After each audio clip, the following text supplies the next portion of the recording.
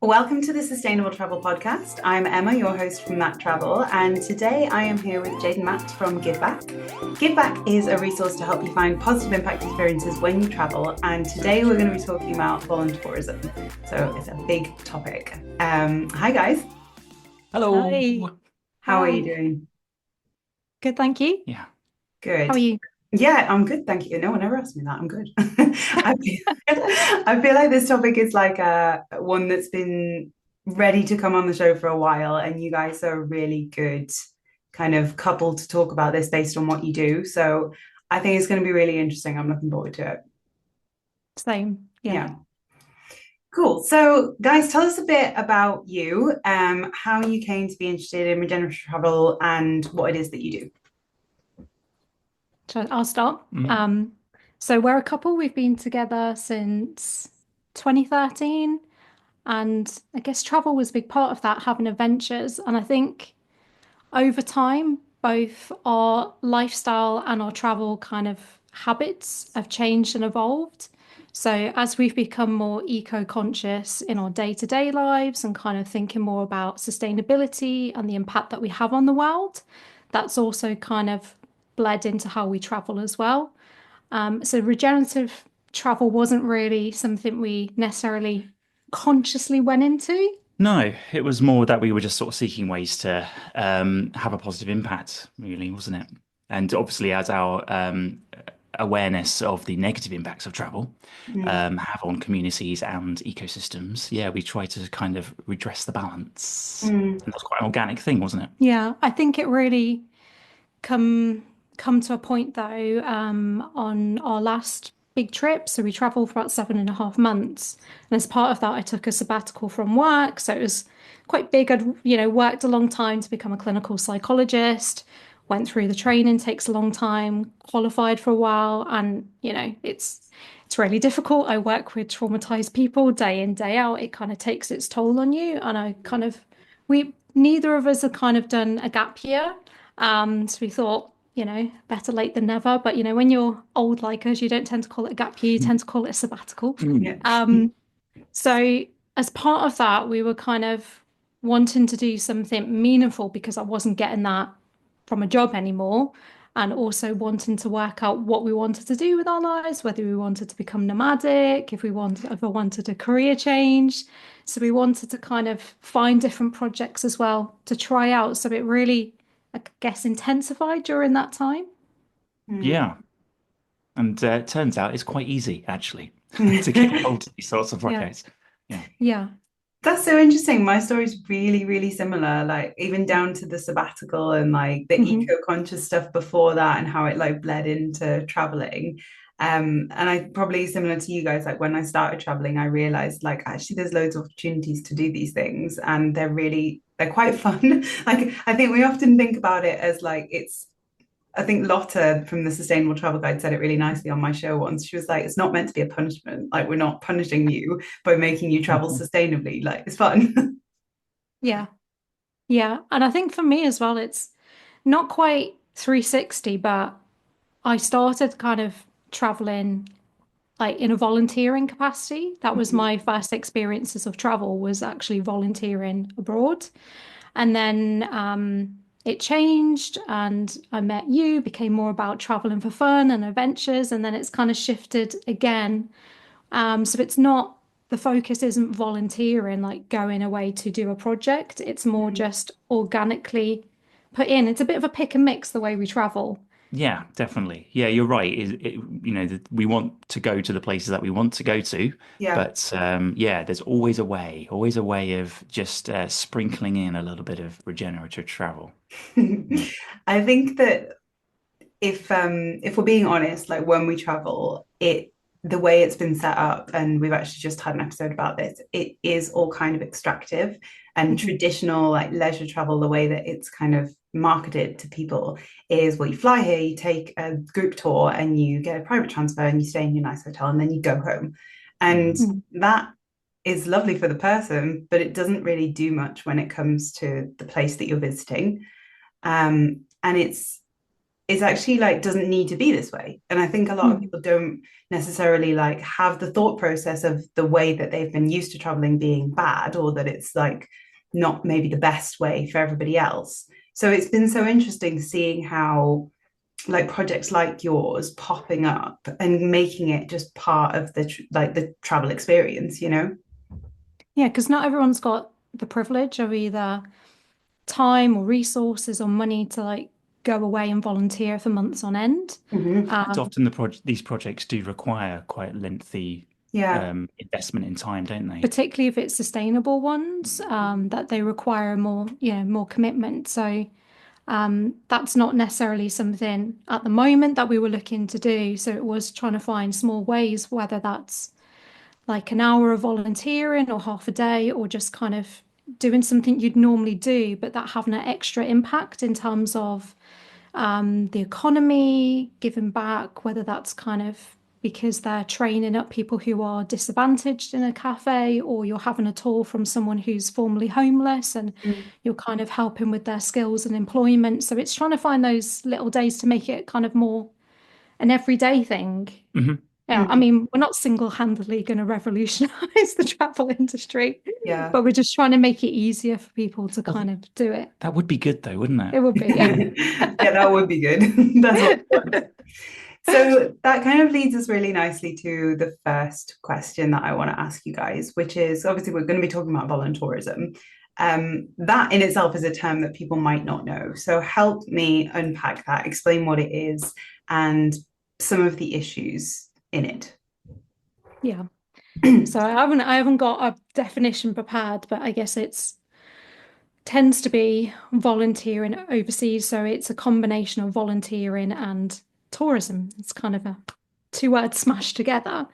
And it tends to be overseas. And I think what I'd say is one of the first major kind of issues with voluntourism is that it can kind of feed into a kind of bit of a white savior complex in Mhm. terms of an image of that you're traveling overseas and you're helping these poor people that can't help themselves. And I think it really can feed into an imperialist mindset Yeah. of these people are waiting to be rescued and helped by you, which is quite ironic because a lot of the people that tend to do this are 18-year-olds that don't necessarily have any skills or life experience, and are volunteering in ways that sometimes can be a hindrance to the community and the project that they're working on. Now, would you include yourself in that? Yeah, so I've got to preface this, like I've done a lot of volunteering myself and I fell into these traps. So I'm not coming at it from a sanctimonious, oh, I know Yeah. better. I've made these mistakes. So the first volunteering project I did was I was 18, went to Uganda. It was kind of a mixture of building and teaching. Mhm. Uh, and that was the first flight I went to. It was the first time, aside from a trip with school to France, that was the first time I'd been outside of the UK, been on a plane. So I got a lot from it from like a learning cultural perspective. And I think there were, like, from a community point of view, I think there was a lot of benefits in terms of learning from each other. But in terms of, I can't claim to be a master builder or to have skills in that. And I can't remember what I was teaching. It was probably more just how to dance and rhymes and stuff that we had. Um, You're still yeah, doing that today. yeah. Yeah. I've also volunteered in Romania and Bulgaria in institutions with children. Yeah, we'll definitely come on to talk about the problems with that and how I definitely wouldn't do that now as a clinical psychologist that works with care experienced young people. But yeah, so I guess I'm coming at it from the point of view of I've made these mistakes, and I guess the more you know, hopefully the better decisions that you make. Mm. Yeah. Yeah, like lots to unpack there. Mhm. And thanks for sharing that part of your story. Like I've also volunteered quite a lot abroad as well. And like it's really important to lay out from the outset, like this is never about shaming people. It's more about talking through the issues that can come with this kind of um type of tourism. And you both are like the perfect people to talk about this because you have a lot of experience in it. Um, when we're talking about the issues, firstly, let's look at what you said about this white saviorism complex. So I think it's important to define that a lot of the people that go abroad in at the moment in the people who travel sphere, it tends to be the global middle class, who are usually white people from the global north. That's not to say that everybody who travels is, because of course they're not, but they make up a huge percentage of the people who are traveling. But when they then go to places that have maybe asked for volunteers, maybe haven't asked for volunteers, there is this like shining beacon image that we hold up of like, if you go and volunteer, go to Africa, go to Asia, do this kind of thing. And I think that people have this idea that it'll be something life changing, that it'll be something that will fulfill them in whatever way. But as you said, they are maybe not the best people for the job. And actually, there may be locals who are much more qualified, but the opportunities for work are instead being given to these traveling volunteers for whatever reason. And the reason usually is that they don't have much of another choice. Those people are willing to come and they're willing to pay. Whereas if they hired a local worker, they'd have to pay them, right? Yeah.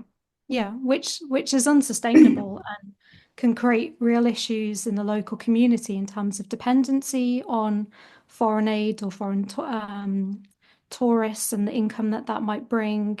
But also, communities then might not get their needs met because they might be prioritizing these travelers above them in terms Mhm. of accommodation, food, resources might go towards those volunteers rather than their own communities and developing their own training and meeting their own needs. Mhm. So it can kind of have real ripple effects in terms of the whole community economy as Mm. well. Definitely. And when we look at things like building projects, as we said, these people probably are not that qualified and they probably could get better help from a qualified local builder. And those projects might be slowed down actually by having volunteers who don't really know what they're doing and are probably just there to have a bit of 18-year-old fun. Not saying it's the case for everybody, but Mhm. like, you know, tends Yeah. to be. Yeah. I think we were lucky the project I was on there was local builders that were directing us and we had more roles like might be fetching the water from the pump to kind of help to mix the cement and passing the bricks and stuff rather than actually getting involved and messing around with the structural integrity of the buildings. Oh my goodness, yeah. Um, yeah, but I think looking back now in terms of that decolonizing lens, it's the impact it has, but also thinking about the mindset and what is the motivations for wanting to do that kind of work Mm. and why abroad as Yeah, well. yeah, yeah, Mm. yeah. That's a really good point because you can also go do that in your backyard kind of thing. Yeah. Well, not literally, but you can go and help projects that are Mhm. in need in, say, the UK. Um, then I think another issue that you mentioned, which is good to talk about, is the length, the duration of these projects, because you said earlier that if a project is sustainable, it usually requires quite a long time commitment. So can you expand a little bit on that? I think on Workaway, well, to give one example, a lot of them do require like around a month at least. Is that right? Yeah, a number of weeks. Yeah. Yeah, yeah. I guess you've got to think about the time it takes to train someone up to Mm. do that. So it Mhm. depends on the tasks. So they might need time to train someone up. And then it's about the consistency. So if you've got a constant stream of people that you're having to then train and stuff, then that takes away their time from actually investing in their business, their project. But also then if they're reliant on the turnover of staff, and if it comes to something like teaching, does that then lead to an inconsistency in the education of those young people? Mhm. Um, Yeah, gosh, that must be really quite disruptive, mustn't it? You know, just that constant stream of people, mhm. different approaches each time. Yeah, Yeah. yeah. Well, we're Mm. going to talk about children in a minute, but I think there's still a few other issues to consider when it Mm, comes to short-term voluntourism or just like voluntourism that's not related to children. So things that I can think of would be mhm, unethical wildlife projects, which a lot of the time, like not, I don't want to call them kids, but like 18-year-olds who go out to these projects, like just maybe don't have the education, like a lot of us now don't have that education yet. So they might not know if the project's ethical or not, which could be doing more harm than good. When it comes to like any work that requires a skill, like we were saying with building, you have to train them. And if they're not trained, then that's really problematic. And when it comes to duration, sometimes even just when it's not children, you can get these projects that really do require like a bit of a long-term commitment. Like if you've got, say, um, a building that is being built, and one set of volunteers put the foundations in, and then another set come and they're like building up. Like if you miss a crucial step, as you said, like then you've got this structural lack of integrity that could be really problematic for the people using the building, but we don't know because we've just gone and like, given our time and felt good about ourselves, Yeah. Absolutely. Yeah. Yeah. And yeah, that can happen even on kind of more mundane tasks, whether it's kind of admin or promoting social media. I think if they're not discrete projects, like little pieces of work, I think it makes it really difficult. Yeah. And I think maybe the bigger the organization, the more likely those things are to happen, where there's a reliance on tourists as opposed to someone is looking for someone to kind of maybe help in their house or do some language exchange or something in exchange for bed and board. I think on those smaller scale, it's probably less problematic. And these online marketplaces where I think anyone can list these volunteering opportunities, I think they probably do lack a lot of regulation, a lot of verification. And I think particularly, I don't want to be picking on young people particularly, but although it does seem like we are. But yeah, they perhaps don't have the knowledge to go and seek out to see whether these projects are affiliated with any particular organization. Yeah, it's really problematic, isn't it? Yeah, or whether they're locally owned, because then that's another thing. Like often a locally owned organization, they probably will need your help as a tourist. Like not to say, I'm not trying to imply anything there other than the fact that if it's a locally run project, then it's not going to be internationally owned and have more money. So it probably would need more help than an international organization, which is really hard. But we have dropped a lot of hints about kids. So when it comes to children, this is like amplified by a billion, in my opinion. Why is that? So I think a number of things. So we think about child development as well. Children are vulnerable. What capacity do they have to consent? And I think children, they often pop up in kind of two main contexts, don't they? Which is kind of an education context. It might be teaching or care-based context. So institutional care, foster care, group homes, that sort of thing. And I think volunteering in both of those kind of contexts can be problematic. So from the education point of view, can lead to disrupted education. Yeah. If you haven't got the right skill mix, that's not fair, really. Are you potentially replacing the need for a qualified teacher that is, qualified to do the job, but also aware of local issues, can speak the language, that sort of thing. And these two might cross over as well, but from a care-based context, these are vulnerable people that have potentially lost their family, whether that's because they're not alive or they don't live with them. Often poverty is a big factor in that. And when we're thinking of child development and care as well, attachment is a really important thing to think about. So I think I said before, I'm a clinical psychologist. I work in this area and also I'm care experienced myself. So I lived in foster care for a number of years. So I'm drawing on that experience as well. So attachment is a biological kind of inbuilt system that we have that protects us, that we rely on caregivers to meet our needs because as children are vulnerable, particularly babies. And we go from a process of kind of being dependent on a caregiver to hopefully a place where we can be interdependent. I think British people often think we have to move towards independence, but actually interdependence, if I think in the community-based context, is much healthier. So if you're relying on caregivers to meet your needs, but they're not available, either physically not available or emotionally unavailable, that can leave a child with a lot of stress without someone meeting their needs. So they might go internally inside themselves and become overly self-sufficient. Kind of it can be quite eerie if you've ever seen kind of videos of institutional contexts in the past where children just stop crying. They're just not eliciting those kind of caregiving signals anymore because they're not used to anyone meeting their needs. Mm. Or you might have children that become quite distressed, might self-harm, might kind of engage in self-soothing behaviors to kind of calm their system because they're not getting they're not getting self co-regulated, so they're trying to self-regulate. So caregivers in this context are really important. So you'd want consistent alternative caregivers.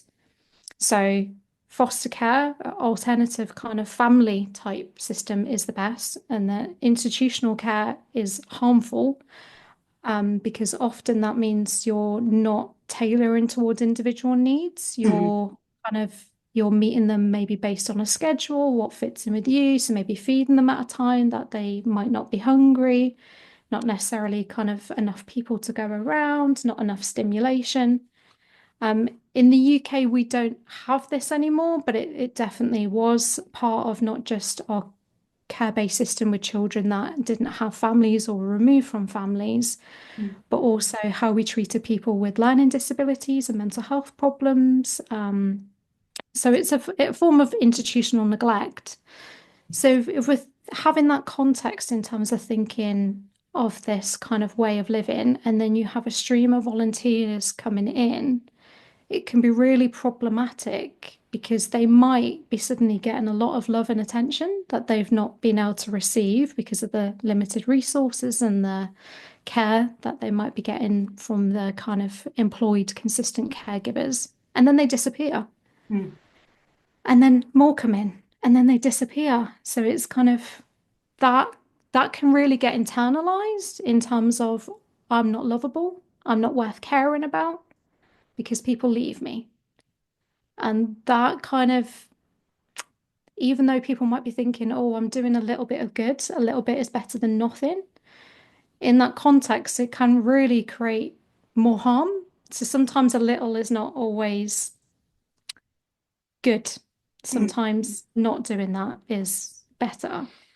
Um, so that's kind of to kind of emphasize the impact on people coming and leaving and the impact that that has on someone's sense of self, how they see the world, their regulation, and also, I guess, outcomes in terms of mental health and well-being in the long term, in terms of how they might grow up and Mm. kind of function in society if they've had that level of inconsistency. And this is coming from a psychological standpoint. You are a Yeah. psychologist. Yeah. Yeah. So I'm a clinical psychologist and I specifically work in this area. And with Yeah. these children, and like, so some things that I think I would like to draw out of what you just Yeah. said. This is not a experience that is specific to children in the UK or in the global north. This is No. worldwide. This is psychology. It's human psychology. It happens to Yeah, yeah. everybody. Yeah. Yeah. And it relates to animals as well. So, Yeah. It's as inherent. animals. Yeah. Yeah. Yeah. It's part of who we are. It's in our biology. Yeah. Yeah. And when you're talking about what you called institutions, I believe, a lot of the time in sort of traveling contexts or in the terms of voluntourism, these are called orphanages, right? Yeah. And it's misleading as a name as well. I think research has shown that around 80% of those children that are in orphanages are not necessarily orphans, so they 80% of them have a living relative. Mm. So family-based care could potentially be an option in up to 80% of those children. Mhm. Yeah. And you've talked to me before as well about the fact that sometimes the demand that tourists put on these places can Mhm. create a supply issue. Could you expand on that? Yeah, so there's actually an increase in certain places in the world in the creation of these orphanages and the number of children in these care. In some areas, it's increased by like 1,000%. It's quite scary, and it's not because parents are suddenly dying and things like that. It's fueling the demand, and whether that's people are being encouraged to give up their children. If we kind of go back to the Romanian context, some people were encouraged to place their children in care that was seen as providing a better option, particularly if you had children with disabilities. Mhm. So there's that context where a lot of it is fueled by poverty in terms of why they're there. And if, you know, I don't know how to say this in a polite way, it might sound really odd, but volunteering in orphanages is kind of glamorized. Yeah, it's very voyeuristic.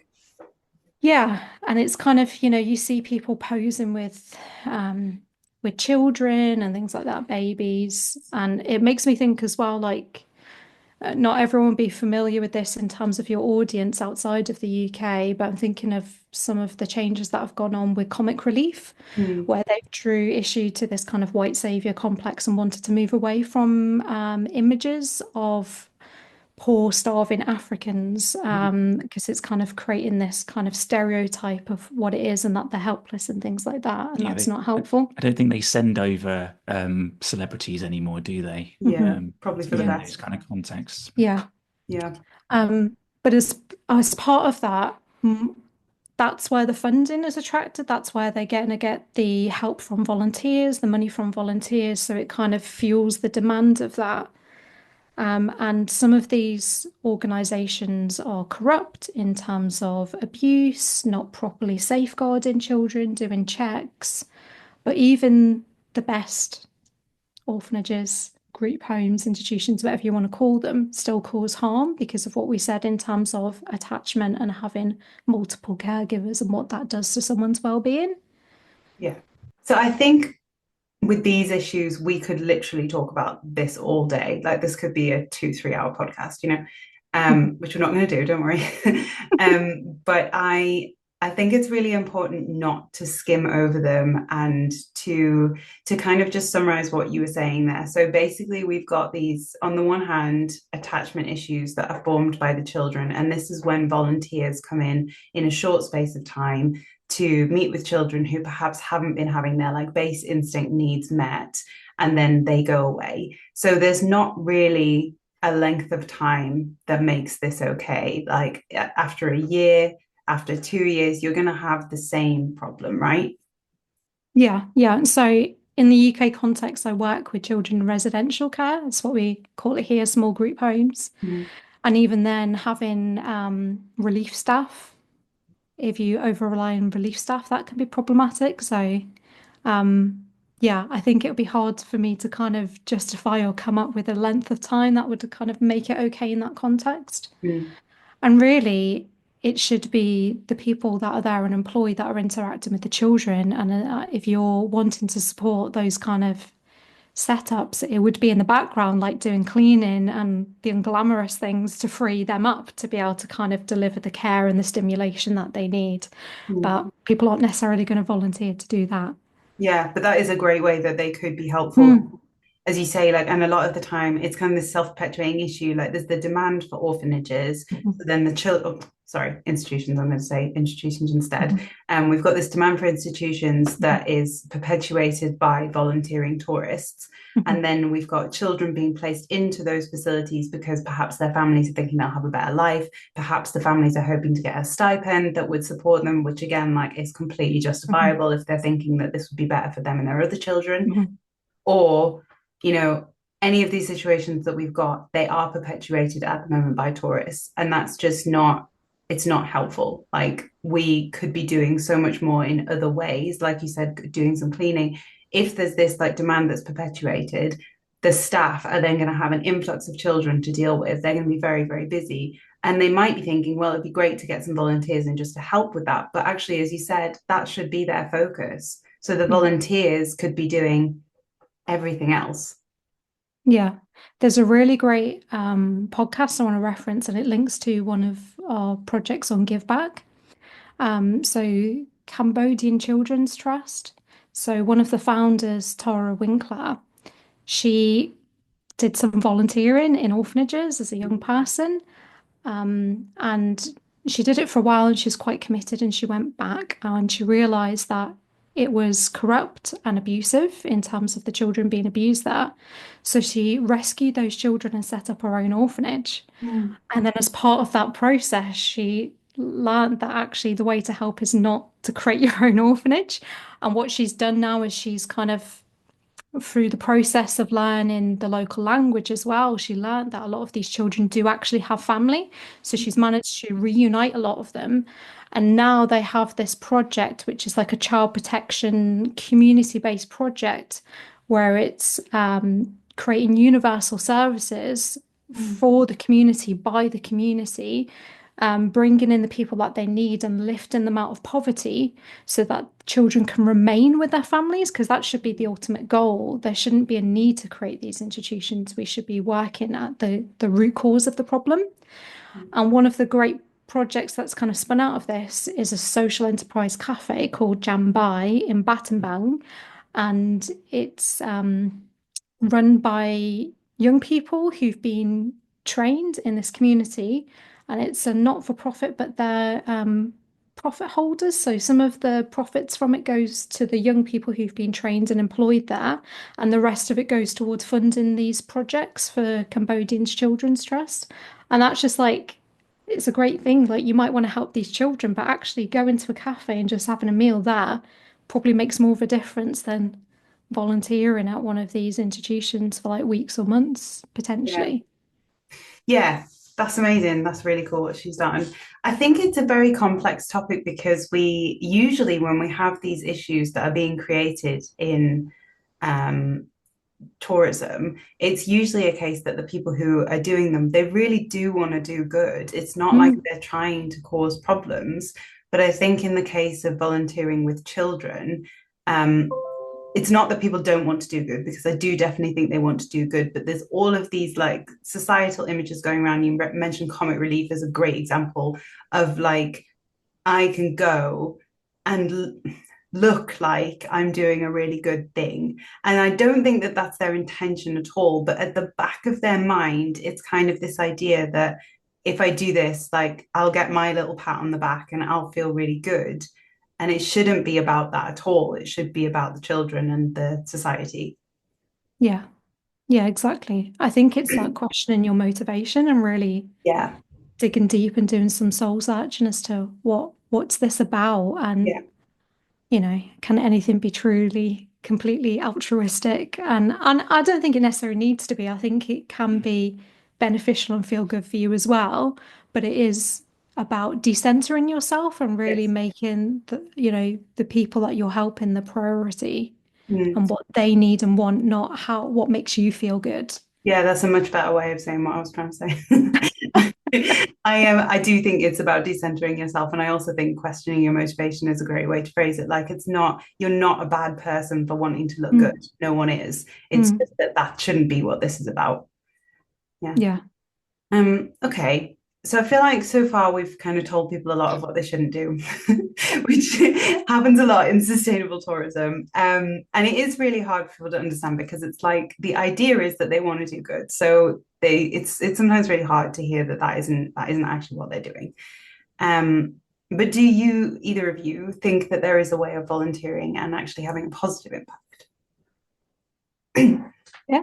Yeah. Yes, definitely. I think one project that springs to mind immediately is one that we engaged with in Thailand, in Pai.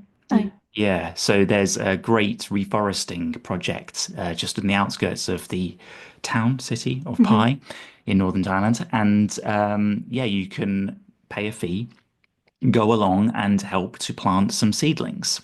And they show you around and you get to learn about this great project. It's a few hours, wasn't it? mhm, Yeah. And they've got a resident elephant. It's completely hands off. The elephant is free to go around. And luckily, while we were there, the elephant showed up. And yeah, it was a lovely afternoon. And yeah, we planted loads of seeds, didn't we? mhm, Yeah, and it felt good, and but yeah, we felt like we had an impact, and we contributed some money towards this fantastic project, and they're having a massive impact on the local mhm. ecosystem. Yeah. So yeah, that's just one example. Yeah.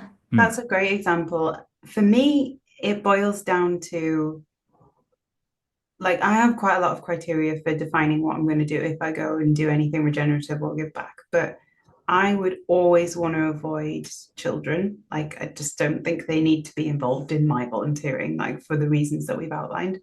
I generally now avoid animals unless it's like domesticated animals and I can be certain. Um, and I think it's hard. I wouldn't really do anything that required actual skills either, just because I'm like, that could be given to another skilled person who would probably do a better job than me because I have very few skills. Um, and things like that where they don't require any training. It's literally just you putting a tree in the ground, or like mangrove planting is a great one, or beach cleans, like things where people just they don't need skills. These are like everyday tasks that everybody can do. Yeah, exactly. I don't know what you're going to refer We're to. going to talk about the same thing. Yeah, yeah. We did a great litter pick in Kuala Kuala Lumpur. Lumpur Mhm. with Trash Hero. Yeah. And we went along, we were kind of looking for beach cleans and stuff, like whilst we were traveling around and trying to find one that coincides with the couple of days that you happen to be somewhere.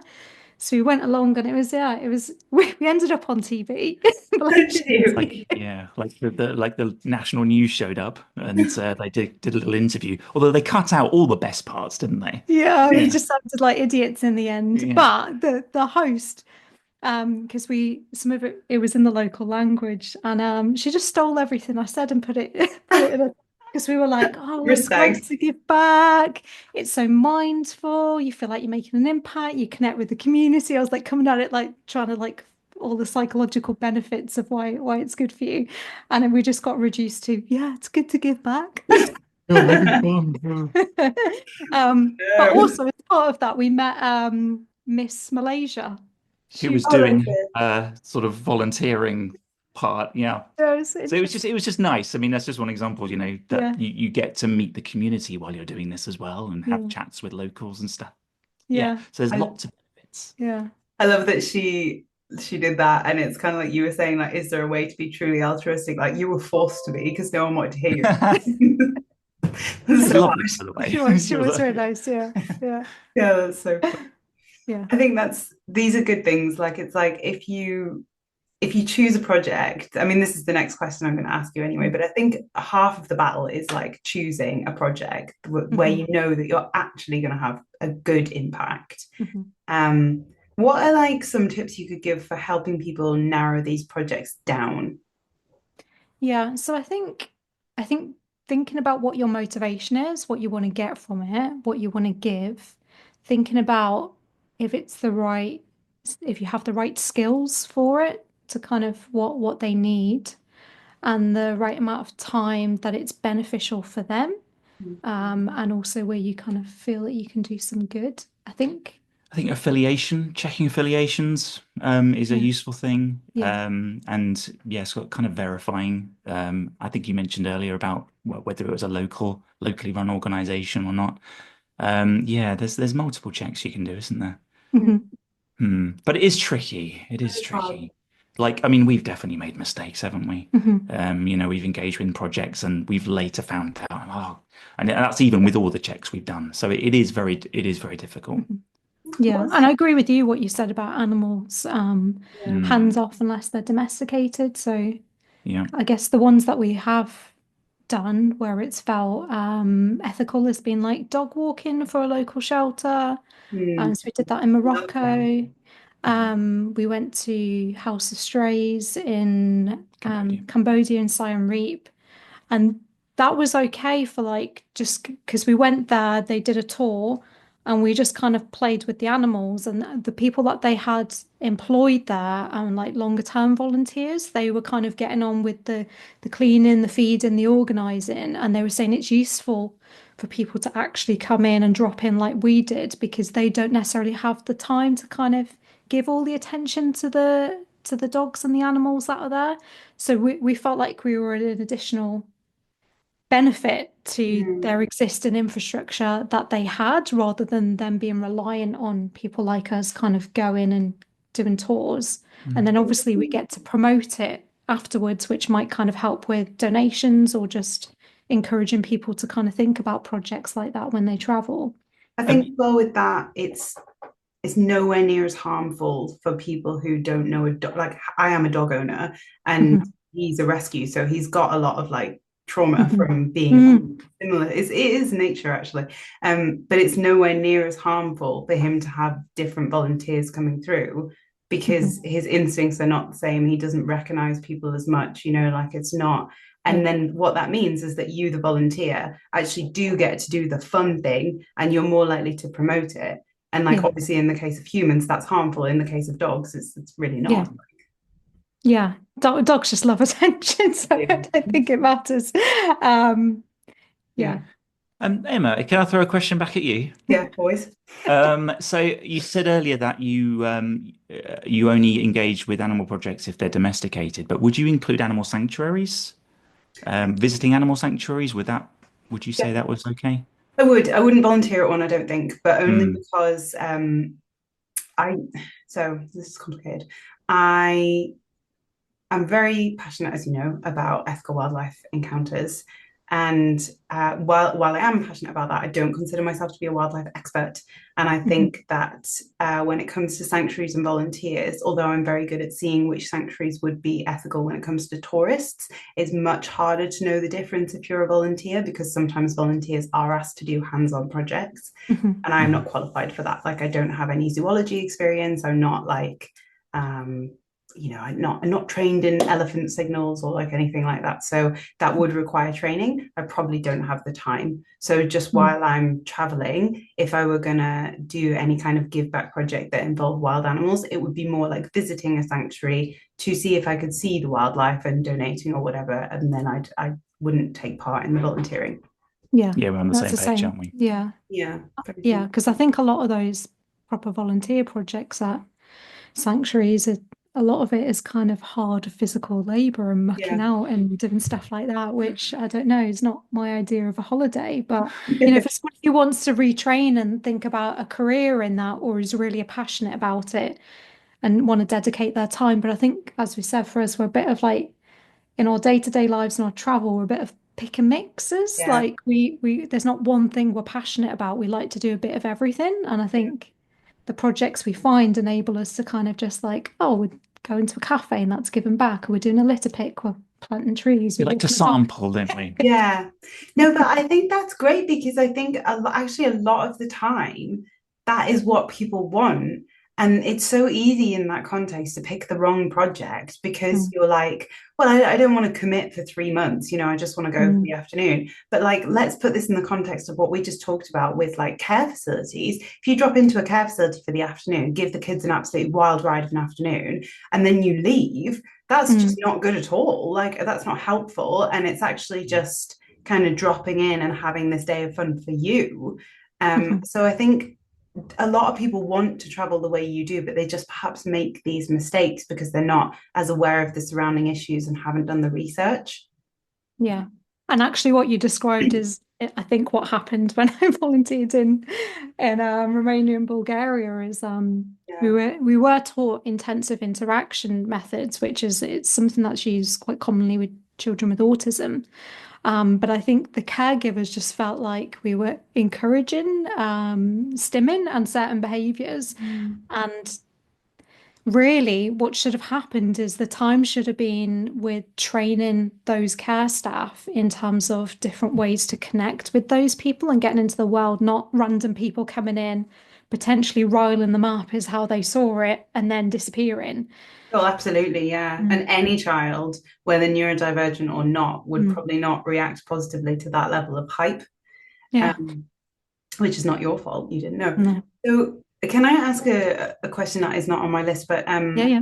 when we're talking about child interactions, because so I haven't actually volunteered in a care facility or institution. It was when I did my volunteering, I actually taught. I Mhm, taught English and I was language qualified and did have a TEFL certificate as well.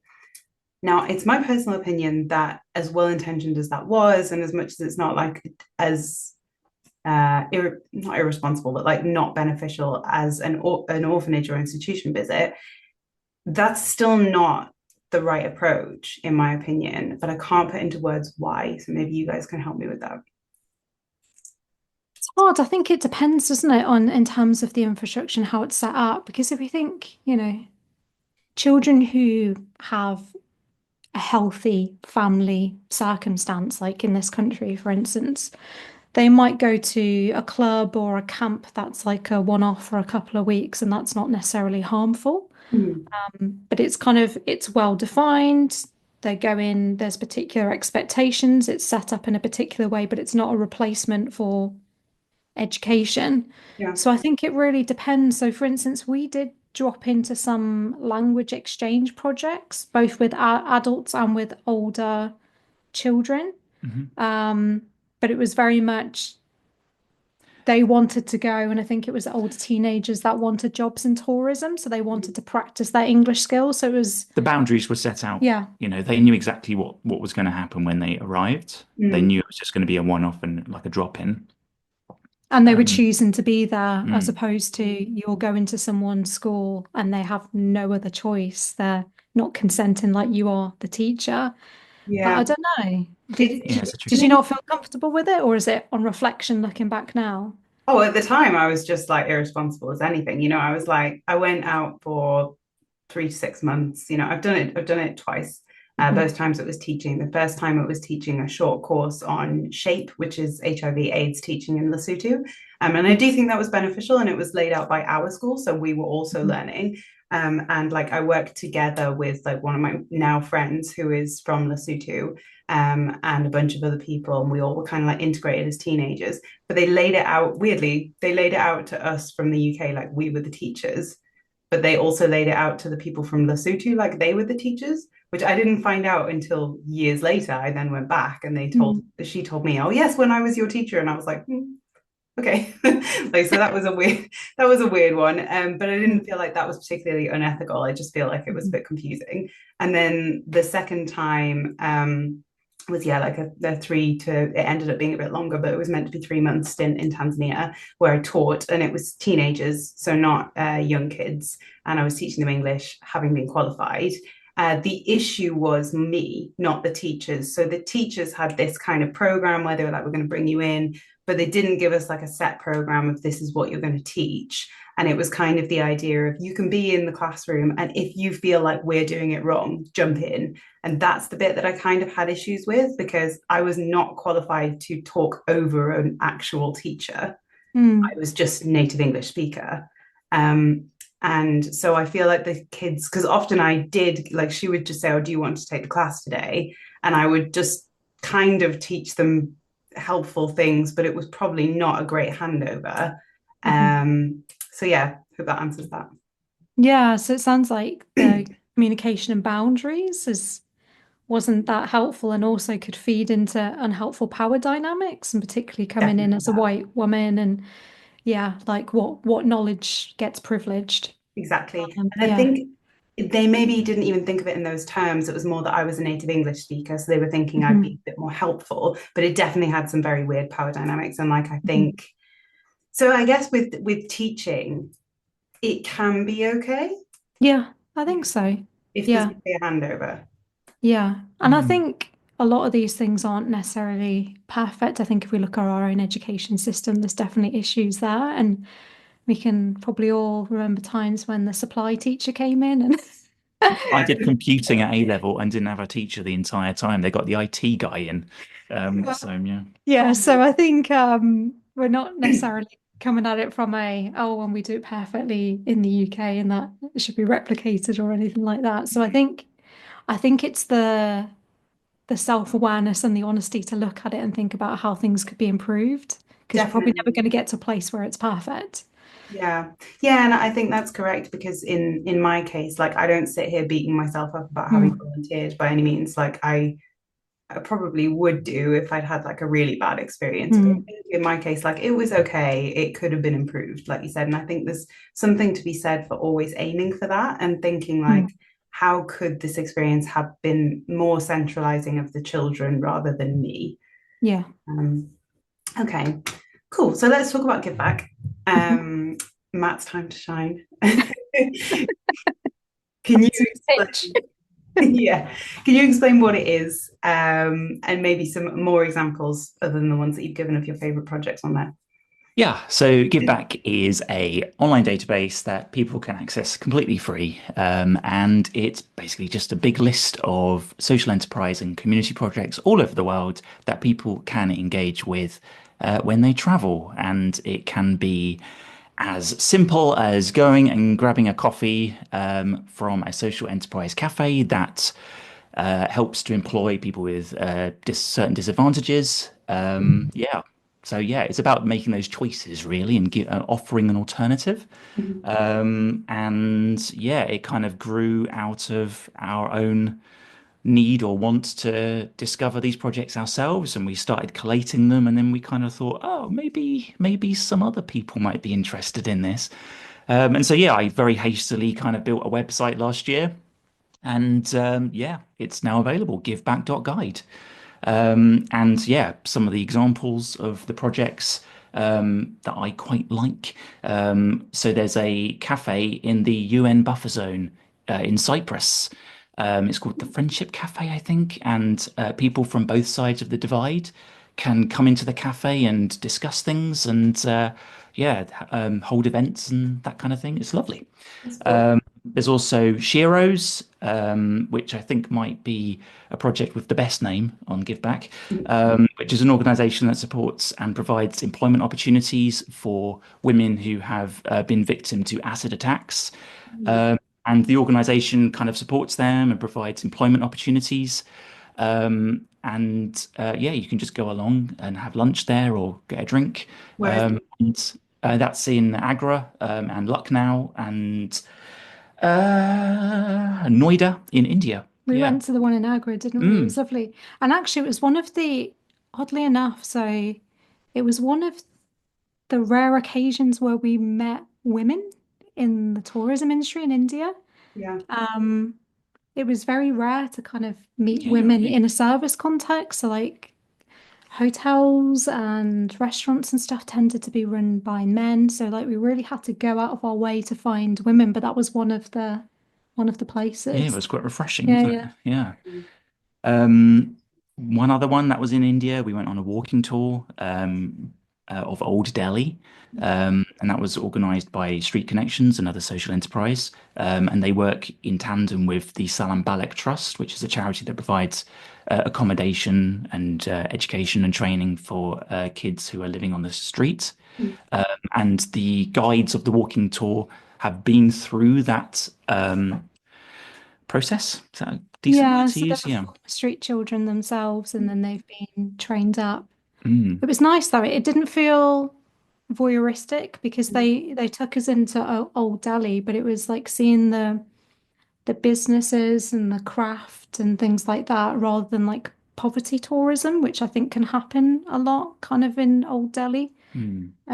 So it Is was it a it was kind of slum? nice. It's like a really old part of the town that's very run down, and there is I a lot don't of think we poverty. went into any slums. I No. think it was just Old Delhi, wasn't it? Yeah, Yeah, Okay. So it's just yeah. yeah. nice. Mm. So yeah, I mean, these are all things that people do when they go to travel. You know, everyone goes and grabs a lunch and a coffee, and they go on walking tours. They go and do some wellness thing, like go to a sauna, for example, a floating sauna in Oslo, Norway, where the proceeds are donated to a cleanup organization that tries to keep the waters around Oslo really clean. You know, we all do this stuff.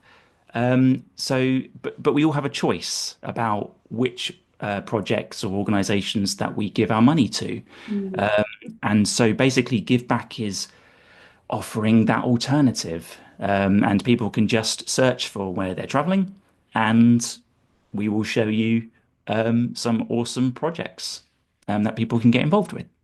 I think it's an amazing concept. Like, I really love the way that you are aiming just to like assimilate it into people's travels anyway. Like, as you said, no one's going to go traveling and not go for lunch. So, like, Mhm. they can go and do that somewhere where they're actually going to make a difference. And a lot of your projects I know are like really instigated by local people, whether they be women or like I've seen a lot where you have like people with disabilities who are running like the cafes or people who are like, as you said previously, unhoused or that kind of thing. Like it's Mhm. super cool, like the way that everybody in the community is often involved in these projects, and it's not at all coming from like a voyeuristic white savior kind of Mhm. place. It's just helping communities do what they're doing.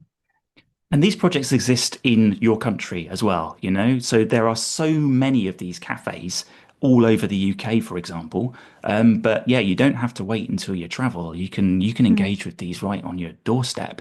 Mm. And that's We what we hope people will we did actually them do. recently. So like last weekend we did a cleanup, a local cleanup with I think that was run by High Life Highland, like the leisure centre. They have rangers, they did a cleanup. We went to a rewilding centre, Dundragon, and they we did a tour around the tree nursery and stuff like that. And Mm. they're a great project because they do residentials as well, where you can do tree planting and learn more about regenerative rewilding. And they it's quite special for me because I've been working them with them in my clinical psychology role. So Mm. I work with unaccompanied asylum seeking children as well as kind of traditionally care experienced children. And we've had a group of them go on one of their residentials. That's been really impactful. We're gearing up for another residential with them. So it was really great to go to the Rewilding Centre and kind of seeing it and thinking about the impact this will have on them. So these are young people that have been dislocated and trying to, having a connection to the land and really helping them situate in themselves. They've come from all over the world and they've just been plonked in the middle of the Scottish Highlands, It's which is terrifying. just, yeah, I think it's a real cultural shock to the system for them. But so many have been positively impacted by just like seeing the mountains and the trees and feeling like they've contributed by they've planted a tree and they want to go back and see it grow. And so yeah, just to kind of say like we do these things on a well, not a day-to-day basis, but In our in everyday. our everyday lives. Mm. Like it's you Yeah. don't have to wait till you travel. I love Yeah, and one of the reasons, actually, one of the core reasons we set up Giveback was actually we had real difficulty finding a lot of these projects. A lot of these that. projects have really quite poor online presences. A Mhm. lot of them are relying on Facebook as their primary online presence. Mhm. And so it takes a lot of effort to find them. So that's why we kind of built this. One of the many reasons why we built it was to bring it all together into one place. Yeah, and I love that. I think it really is like it's very well done as well. I don't know if you've got website design background, but it's like really it's a yeah, it's like a very good tool. As someone who has built a website, I appreciate that. Okay, so we are running a little bit out of time, unfortunately. So can you tell us what are you guys working on at the moment and where can people find you? So, yes, you can go to giveback.guide. That's our website. We're also on Instagram. Giveback.guide is our username. We're also on YouTube, by the way, as well. We put up some vlogs, and we do feature Big some on of the YouTube. projects. Hmm? You're quite big on YouTube. Oh, I don't know. Are we? We It's kind growing. of. Yeah, it's slowly growing. Yeah. But yeah, we're here to travel on YouTube. Um, That was our original name mm. before Give Back. We had a more traditional blog, Mm. And then Google which is killed it. Sad. yeah. Yeah, So that was also part of the shift. But yeah. yeah. I'm actually building a brand new version of the website. As I think I mentioned earlier, I built it quite hastily last year. We have big visions for this. We want people to be able to log in and save projects that they're interested in engaging with. And the way I've set it up currently, it's going to be tricky bolting that kind of functionality on. So I'm recoding the website, and hopefully later in the year that will launch. And also, it will mean that we can publish stuff. We've actually got almost more projects that are unpublished that we found that are published. Does that make sense? So Yeah. we've got over 250 alive, Mm. and then there's And about 300 or so that wait Um, are in a queue waiting to be added. mm, So hopefully that will speed up the process. We I do hope have so. a newsletter that goes out every so often where we will kind of let people know about changes to the website and listings that have been added. And also you've got this ambition to add accommodation to Give Back. Wow, nice. That'll be that's a reveal, isn't it? Ooh. Yeah. well, yeah, thank you so much, guys. You've been awesome guests. Um, this has been the Sustainable Travel Podcast. You can find us on Instagram at Sustainable Travel Podcast or on my website, which is thattravel.co.uk. And we're also on Spotify and YouTube. Please don't forget to like and subscribe. Thank you so much.